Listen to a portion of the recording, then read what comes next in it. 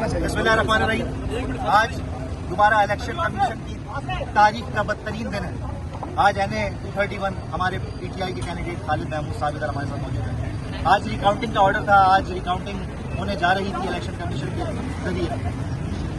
Peoples party के और कुछ नामालूम अफराद जिन्होंने नकाब पहने हुए थे, जो नकाब नोश थे, हथियारबंद थे, पुलिस की सरपरस्ती के अंदर दाखिल हुए हैं, इस ऑफिस के अंदर दाखिल हुए हैं।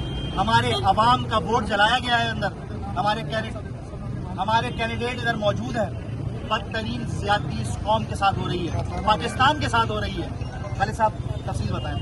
ये जी कतलाना हमला है, गद्दारी है आइन के साथ, कानून के साथ। और 4 पोलिंग स्टेशन खुल रहे थे, ये बेनकाब हो रहे थे, बेलिबास हो रहे थे। कौम के सामने इनकी सारी जो हयारी सामने आ रही थी, बस इन्होंने जो फसाइयत की है सबके सामने, इनका मखरूज चेहरा सामने आ गया है। इन्होंने मुझ पर कतलाना हमला किया, मेरे बेटे को किया, लैपटॉप छीन के ले गए, रिकॉर्ड छीन के ले गए।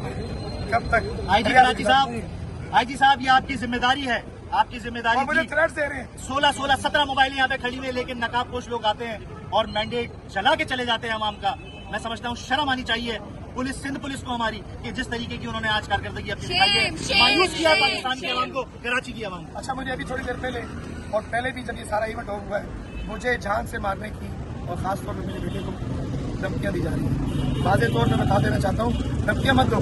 अगर मर्द के बच्चे हो तो सामने आके खड़े सीने पे गोली मारना। मैं और मेरा बेटा सीना गलाई हुई दीवार खड़े होंगे, डरेंगे नहीं, खान के सिपाही हैं इंशाल्लाह। और अगर खुदा न खास्ता मुझसे तुमने वार किया तो अकीम बलोच, सलमान मुराद, सलीम कलमती और आगा नामी शख्स और ये पूरी सिंध गवर्नमेंट जिम्मेदार होगी अगर मुझे या मेरे खानदान या मेरे किसी कारकुन, मेरे चाहने वालों को कोई नुकसान हुआ।